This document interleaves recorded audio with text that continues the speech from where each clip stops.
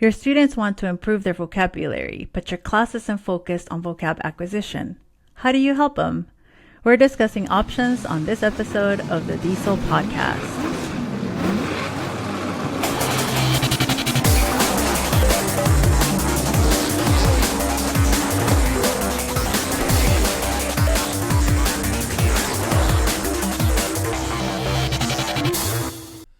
Welcome to the DIESOL podcast, where we focus on developing innovation in English as a second or other language. I'm Brent Warner, Professor of ESL, and I'm here with the cheerful Ishel Reyes. How are you, Ishel? Always cheerful. This is what happens when I start reading the script and you're like, I'm just going to pretend like I'm voice mouthing your thing. All right, so... we're gonna get to it. So, so last time we did an episode dedicated to vocabulary was... It's been a while. Episode 2. Episode 2. It's a long Episode 2. while. That's like 5 years ago.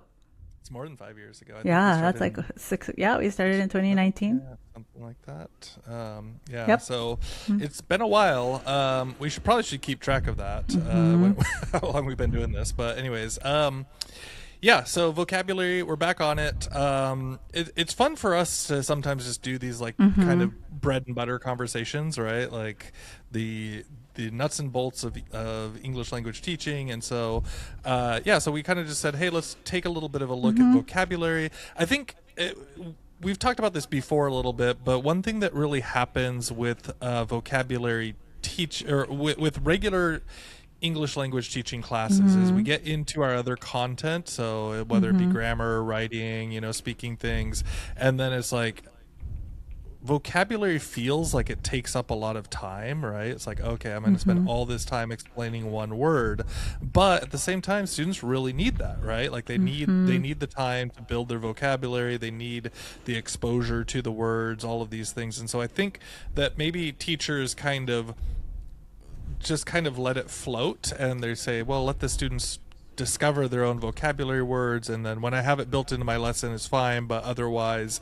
it's kind of on them. Or there might just be different things going on with like adding one more thing to the lesson, right?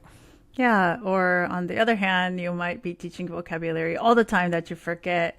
You get stuck in your ways that seem to work or seem more efficient for you. So I think it's worth looking at other ways to support vocabulary.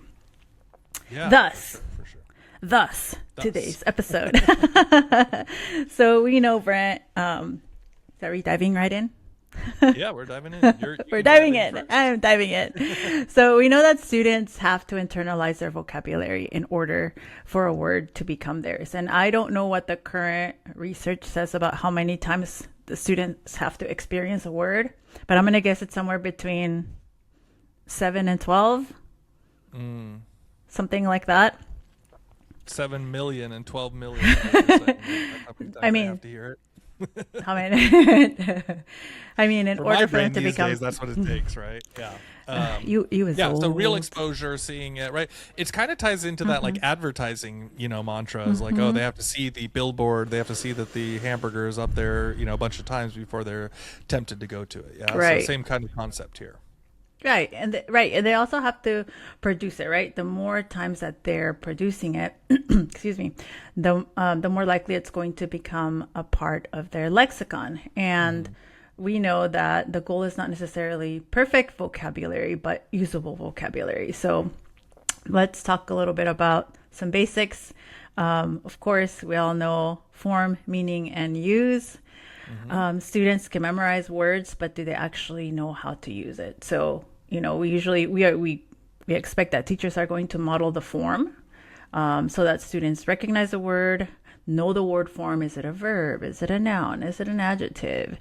And how it's pronounced, where the intonation falls, what happens if the intonation changes. Also meaning, right?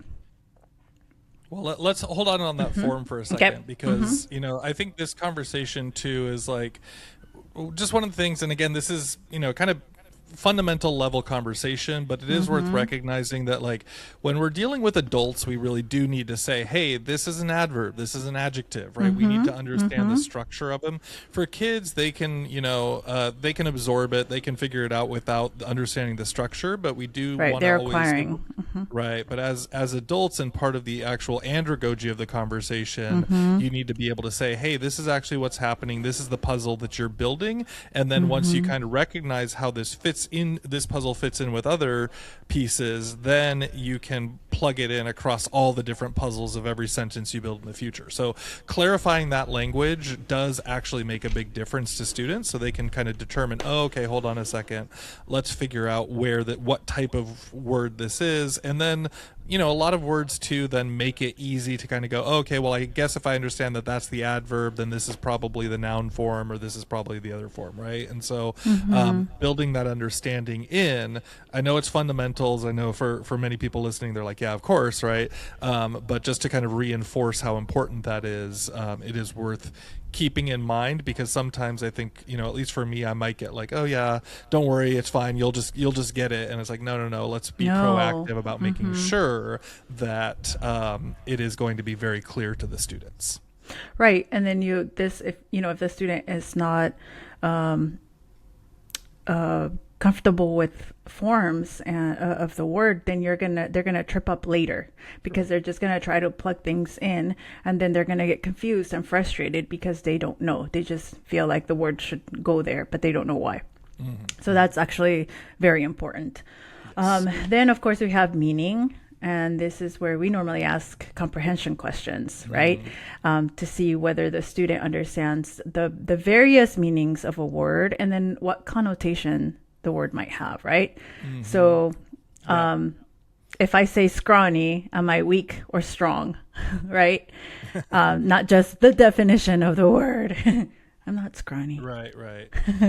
But also the nuance of them, right? Like, because sometimes, so many times, like, students just, they pick the first dictionary definition of a word, and then that's what they go with it. And it's like, well, hold on a second. One, there's many different definitions to this word, right? But two, are you understanding that the nuance is not just, you can't just throw any thesaurus word in there and swap it, right? Like, sometimes it works, sometimes it doesn't. Sometimes this meaning comes through. Sometimes we just don't use that, like, in a collocation form, right? Things like that. And so, so those are just more things to pay attention to, and really useful for students, because they don't know what they don't know, right? And so part of our work is to help clarify that for them. Right. And then again, to reiterate that the goal is not the perfect vocabulary. In other words, don't know every single word in the English language, but usable vocabulary, because if they find a word that is in their dictionary, or two or three of their dictionaries, it doesn't mean that we use it anymore. Yeah. And so, and we'll get it, actually, maybe I'll jump into this just a little bit. We'll jump out of order slightly here, Shell. But in terms of choosing words, right? Because, I think many of us kind of, if we're given a textbook, we just use the words that are in the textbook, right? Or, maybe we have some sort of collection for ourselves is what we're doing. But also just a reminder, there are lots of word lists out there based on, different resources, whatever else it is. But there's like the Oxford 3000 and the Oxford 5000, which are like the most common vocabulary words for everyday conversation. We'll have links to these in the show notes. We've talked before about the academic word list, right? The most common, words that come out of a corpus and, in an academic setting for all of those things. So those could be some ways if you're saying, well, which words should I be focusing on, right? Focus on the words that they're going to be using the most commonly. So start with that 3,000 and then build up towards that 5,000, right? Not to say I'm telling you to teach 5,000 words in a semester or anything, but, use that as a source. And then you can also, one other way to play with this for word choices is student built lists, right? So you can also have your students go out there and spend time, they're collecting words that they're seeing or they're not understanding, and like have them put those words together on a list. And you can also use those and integrate them into your teaching as you go along as well. So that just ties us back to the, form, meaning, and use. do the students understand which version to use in the appropriate context? And so the when, the where, the how, right? You're going to agree, you're going to use a different word if you're speaking to someone of authority than if you're speaking or writing to a friend. And so register. Yeah, for sure. So, Michelle, you found a pretty cool video series on this stuff. I don't know if you want to share about that. So this is the hang on, let me pop it here on the screen. So this is the Teacher Trainer Reacts series, and it is so it's on YouTube. I'll have a link. But the Teacher Trainer React series has obviously teacher trainers reacting to a lesson demonstration by an instructor. And so they have all the different core subjects and they go through different strategies. But they do have a really good one on teaching vocabulary. And so you'll have the teacher demonstrating a technique and then the trainer reacting to it. And so it's actually a really good refresher. I mean, me as a teacher, I wish I had had this when I was doing my teacher training program, but with my pre-service teachers, I always go back to these and have them. It's sort of like they're seeing someone else critique, and that just goes back to what I've taught them in the classroom. But it's a very good refresher for all of the skills. But for vocabulary, and one, I think it's in a 30-minute lesson. They will show like 4 or 5 different strategies. And I think that's a really good resource. So that's the Teacher Trainer Reacts series on YouTube.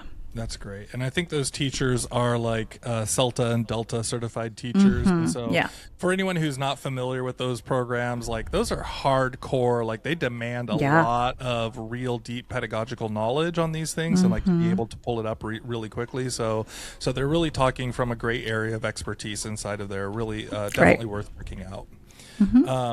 And then, Ishal, I also had, there was another video out there about Paul Nation, who's like, this expert on vocabulary and all these different things. And so not a huge deal, but I just kind of want to add it in there. I thought one of the interesting things he said inside of there, which I'm totally guilty of, is like, I'm just like, let's move forward. Like, you got it. You can figure out the rest of the time on your own, right? Go do it. That's like for sure a bad teaching point that I need to work on. And he makes the argument that a third of any lesson should be dedicated to reviewing material, and it shouldn't be about moving forward. And he says even it should either be the exact same way that you taught it the last time as a full-on start over refresher, or presenting the same information in new ways, but being willing to say, like, hold on a second, the learning happens in the repetition, the learning happens in the exposure and the building of these things, right? And saying, so therefore a third of your class time actually is an appropriate amount of time to use these things, right? You might feel like you're losing time, but actually you're gaining learning, or your students are gaining learning through all of that. And so just a point to be careful of and a point to be aware of if you're anything like me and you're like, let's move forward, we got to do the next thing, right? And feeling like you have to catch up with everything, and especially vocabulary words, it's like, no, let's keep on coming back to this, right? How are you recycling ideas and bringing them back in and interleaving them into your lessons? Right. And then I wanted to offer 2 more resources for instructors looking to either kind of get new ideas or refresh their ideas. One was from the teachingenglish.org website, which is our British Council website. And they do have a really good article on presenting vocabulary. A lot of it is what we're talking about on the show, but it's a kind of like a quick and dirty list of maybe I would print it out and have it right in front of me. And also because students need to see that, like how do you use a word? What are the collocations? What affixes are related? Word families. And then a reminder that there are multiple ways to describe a word to someone. When you can't say the meaning, you might have to mime it to the person you're talking to. And we do that in class, but in the real world, sometimes the students blank out when they're trying to discuss with someone, and they might have to find another way to explain the word, which is in itself a strategy for them to communicate. And the other resource is from DIESOL, the DIESOL.org blog. And that's another, again, it's another article, but I thought one thing that one point that it made is that we still do need to teach dictionary skills. I know that we're not perhaps always using paper dictionaries anymore, but with so many different versions of online dictionaries, you don't really know. I mean, of course, we hope that you offer reliable resources to your students online, but sometimes students have already found one that they stick to and they swear by it, and they're sort of resistant to switching.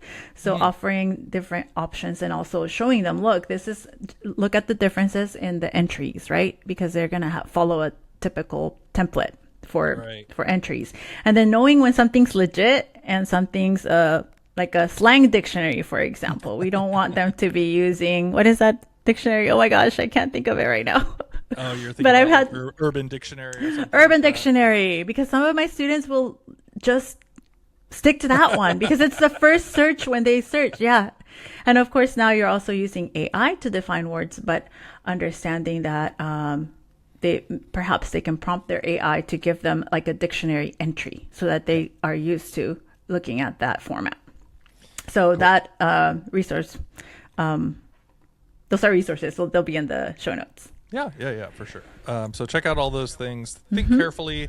I agree with that too. The dictionary, like teaching them, right? Like I often teach my students about the worst acronym to remember it, but the Longman Dictionary of Contemporary English, which is LDO online or whatever. No. I'm thinking. Yeah, that's the concordance. It's like, okay, how do you? You just have to bookmark it and save it, but it is contemporary English, so it's not going to be a bunch of like old-fashioned words, and then also trying to transition them out of their L1 to L2 dictionary usage and into just an English to English dictionary. So trying to help them figure out ways to do that. So lots and lots of things to explore and to play with for in terms of resources out there for making sure that you're just kind of brushed up on your your basic presentation of vocabulary words. All right, so we want to say a big thank you to all of our viewers on YouTube. Now that we're on video, we can see that you're sharing the show and promoting it to others, and that really helps us to grow, and it helps other teachers find us. So thank you so much. Make sure you comment, like, and subscribe. Did I do that right? Wow. Okay. Say all those things. Yes. I guess we should have been saying that stuff all along, right? Regardless. So yeah. Awesome.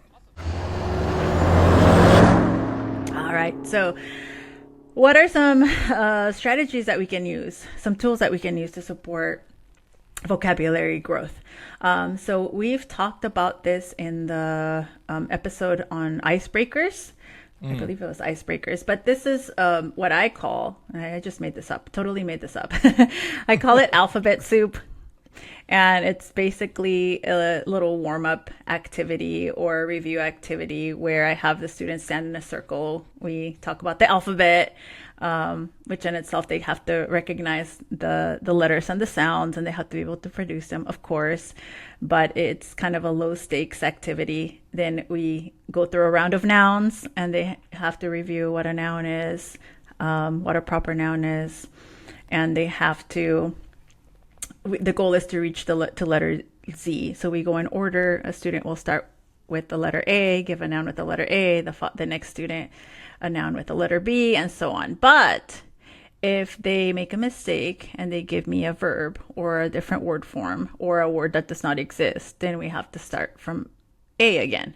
And then we are not allowed to use any word that anyone else has already mentioned. So it does several things. They have to be listening, they have to be paying attention, and they have to be remembering. So usually what happens is they do make a mistake, but then I make it into a collaborative game, and they're allowed to whisper each other the words if the person blanks out, which makes it great because now they're hearing it multiple times. And then the next time they actually have increased their vocabulary. So of course you can do all sorts of twists on this game. You can do categories depending on what you're learning. If it's content based, if you're reviewing a topic, if you are, word association, maybe word forms with a particular letter, etc. So actually my students love this. I've played this with multiple just in multiple countries and with different age groups. And then just a note on there are students who are going to want to show off their vocabulary. A great way to allow them to feel pride and for others to also gain off of that pride is write down the new words. Keep a list. Nice. Keep a list. Mm-hmm. All right. Cool. That's alphabet soup. Awesome. I'm going to go back to a super old school technique that you could use for your classes.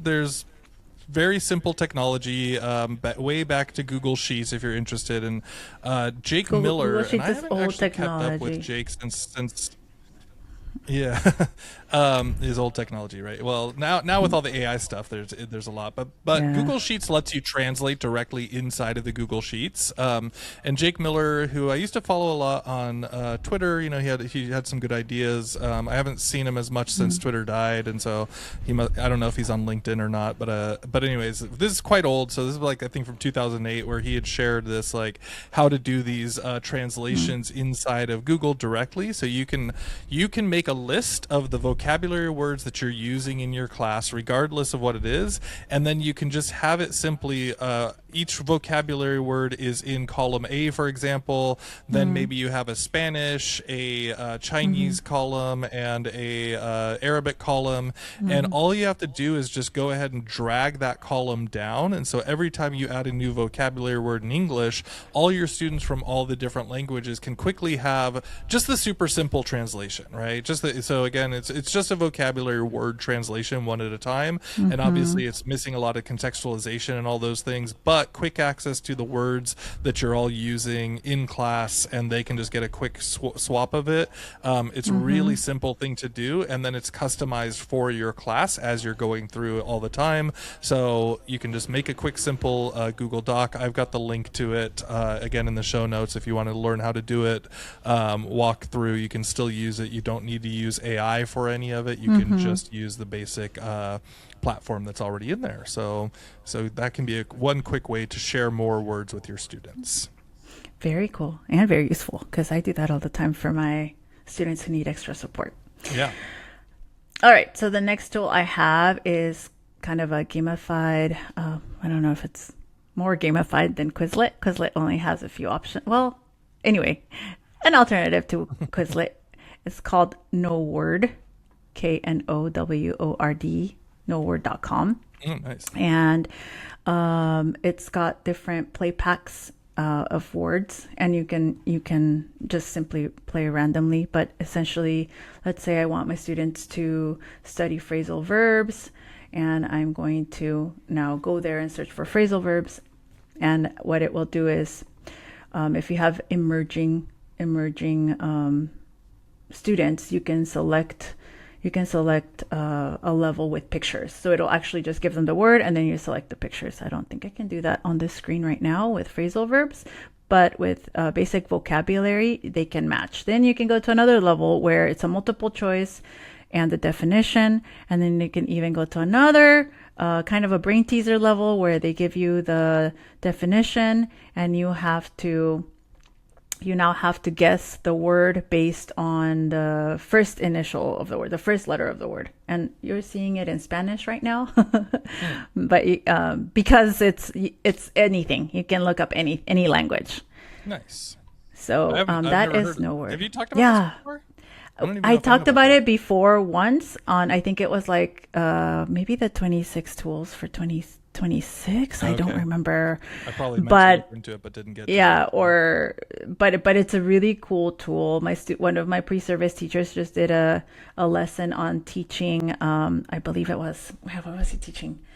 Weather words. And so there were weather adjectives. Students were learning to talk about the weather. And so he found a pack. He didn't have to create it. It was already like adjectives for weather, related to weather. And so students could match. And it also gave them a lot fewer choices than Quizlet. So it's less overwhelming for the student. And there's a timer. So there's a game component to it, and so on. Nice. Very cool. Well, I figured this might be a good opportunity to also share an activity out of my book. And so here, what book is that? EdTech for Multilingual Learners. Available at fine bookstores everywhere. If you go into the vocabulary section, this is the first activity inside of the vocabulary. It's called Synonym Searcher. Synonym searcher. If you can get the word out. And I'll just give a brief overview of it here. Basically, the idea is that, students go in and they look for synonyms. We talked about that before, right? Like they're like, oh, I'm just going to use this different form of the word and see if it works. But those words don't always overlap with one another perfectly. And so the activity is that students can go in and find the first word that they want to use, and that's going to be inside of their topic sentence. And then their job is to find multiple synonyms and write a story where the other versions of the words come in. So if you're doing like a writing class, this could be a really light one where you could say, hey, your job is to find 4 or 5 synonyms or 4 or 5 versions, or you could do word forms. You could do different things if you want, but like, hey, what are the different words? And then how do I weave a story together that uses all of these appropriately in different forms without being kind of overly repetitive. And so then it's like you also have to challenge them to say, like, you can't just have 5 words in 5 sentences because it'll just sound really static, if you want to really you know what I mean? And so they're like, oh, okay, hold on. Like, I have to actually expand my writing a little bit in order to make this sound more natural. So it would have to be, maybe a little bit more advanced students, again, depending on what kind of writing you're trying to get them to do. You could start with very simple levels. And so, again, the flexibility of your choice inside of here is going to be really useful. But anyways, yeah, so Synonym Searcher could be a way to find an opportunity for your students to play a little bit more with this one word with many different ideas around it, and then they can kind of build a better understanding of the nuance of those choices. That is cool. So if you don't have a copy of the book, get it. Yeah, sales, money, making big money. Keep the show running. Okay, so using a paper running. So our next tool is, we have spoken about this in DIESOL episode 132, and it was using Notebook LM as a self-study notebook, a self-study strategy. And I think we talked about some of the what is it called? The option that they have, the wizard or something like that. I forgot. Studio. And with Studio, you can create mind maps and flashcards. And I know that you've played around with it a little bit more than I have for mind maps.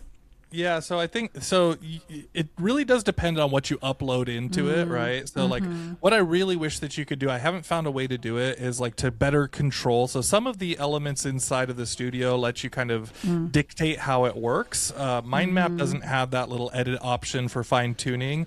I wish it did, because then you could really just upload a list of vocabulary words and say make a mind map, and when you click on it, it just spreads out to word different forms, families, right? Yeah, like I mean, sentences, and it would be so cool, because then if you clicked on it, then it would open up like a quick definition of it, right? It would be very visual.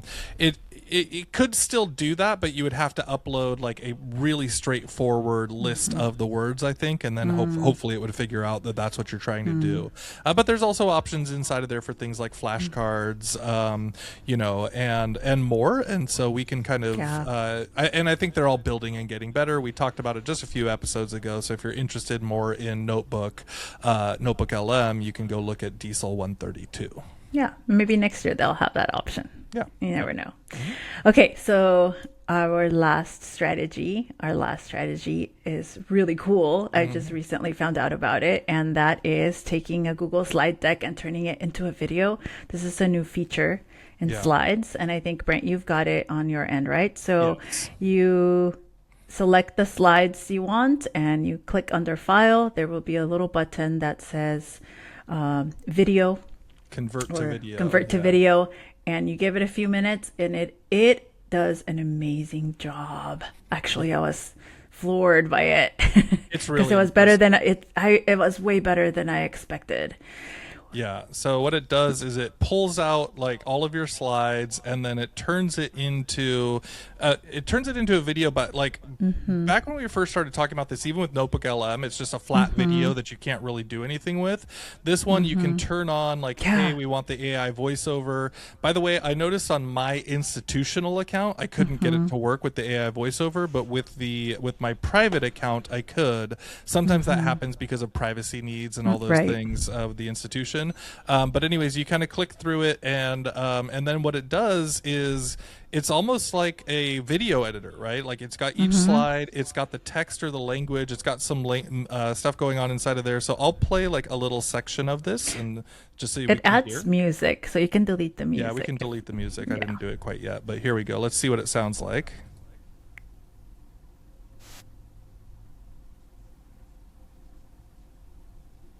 I don't hear anything on my end, so you hopefully don't? Okay, let me try again. no. Hold So on. hopefully, yeah. Nope, that's that. I didn't click the share button, so we'll have to start over. Window audio. Sorry. We'll start over.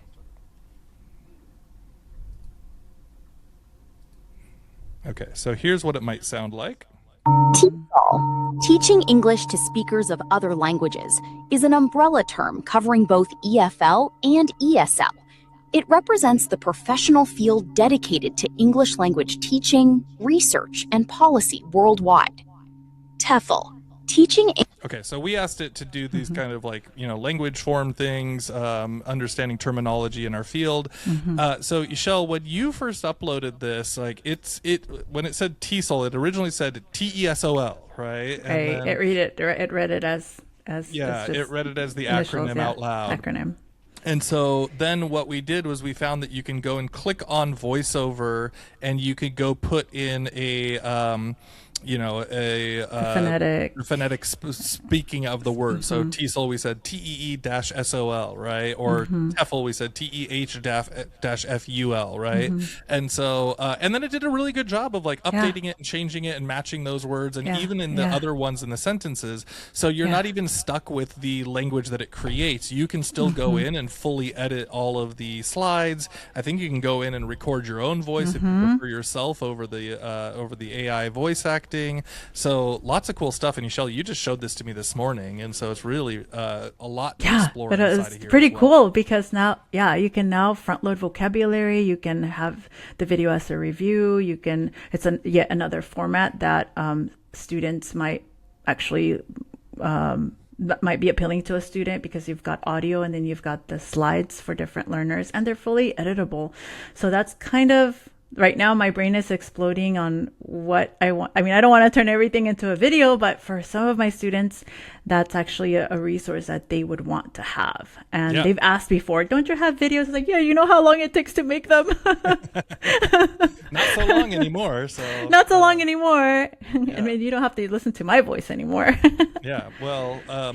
But let's not discount your voice, though. Not I mean you individually, but also my all cheerful teachers. voice. Yeah. Well, yeah, but Right, the thing is, remember, like the AI voices are fine, but like you're making connections to your students when you're using your own voice, right? And that is another thing to be considered of. And we've even seen recent reports that like, when people watch videos, they like them, but then once they find out they're AI, they stop watching them, right? And so that's an interesting, anyways, phenomenon we're going through right now.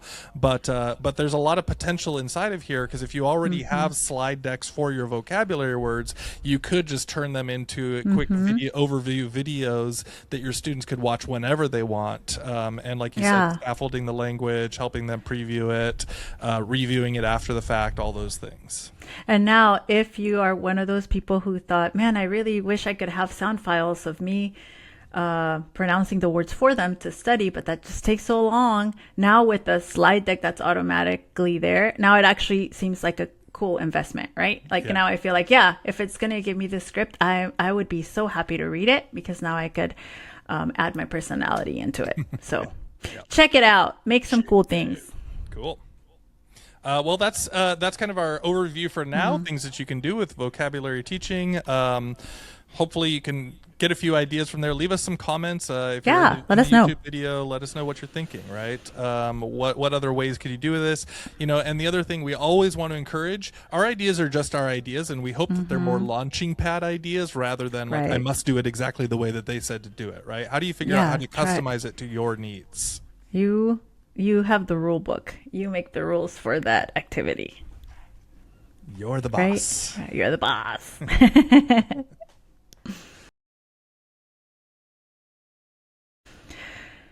All right, it is time for our fun finds. And I think people on YouTube are liking our fun finds a lot. So Ooh. I am a runner, as many of you might know.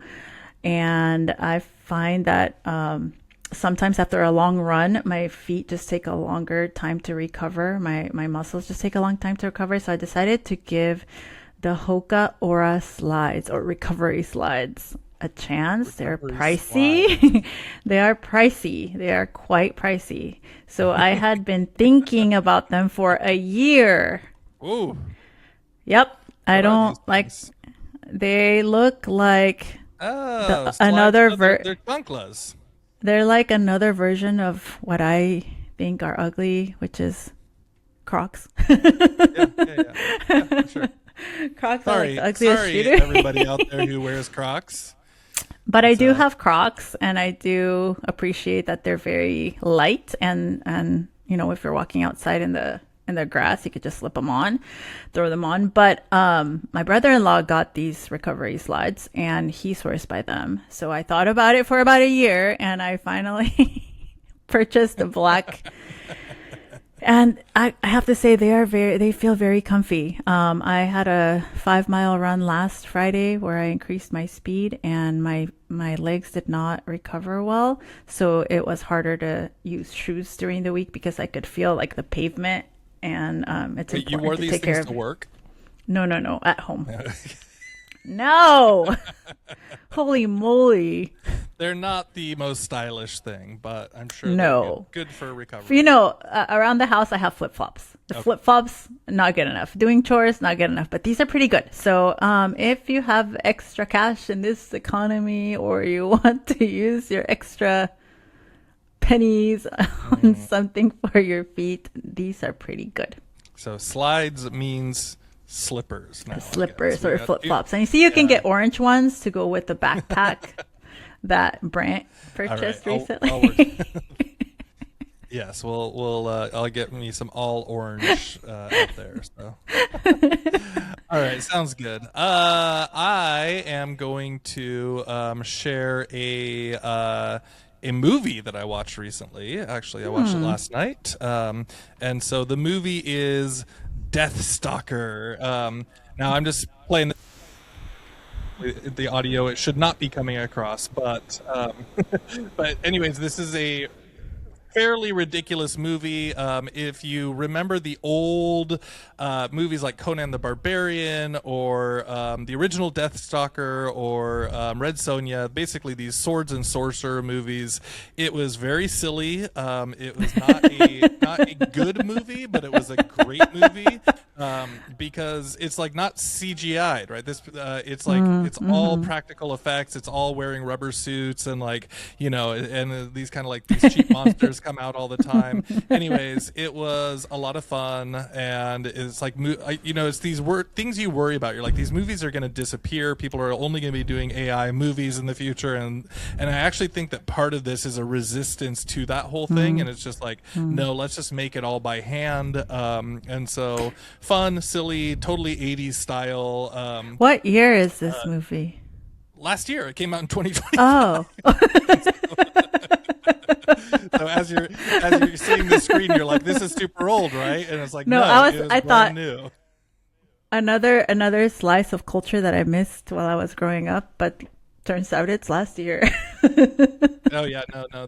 This. Well, there was an '80s movie called Deathstalker, so this is a remake of it, or a different version of it. But so it does come. But there was a huge movement in the '80s around these sword and sandals, or these barbarians and wizards, and all these things going in. So a lot of fun. It's out there if you're interested. Deathstalker 2025 is silly movie. It is a little bit grotesque in some scenes, so it's got to be for the right crowd. But if you're into it, you'll know what's up. Cool. All right. This video episode is now up on YouTube. You can find us on Instagram or on Facebook at DIESOLPod. The show notes and more available at diesel.org/136. Yeah. And you can find us on the socials still. Yeah. So I'm at Brent G. Warner. And I'm at Pixie_Pixie_. That's 2 underscores. IXY_PIXY_. Yeah. Thank and the you. show's at Diesel Pod, though, right? Too. Diesel Pod. Diesel Pod. Yeah. Yeah, Diesel Pod. So for the show notes, head to our YouTube and our website. Thank you for listening. Thank you for watching. Yay. And see you on the next episode. Bye, everybody.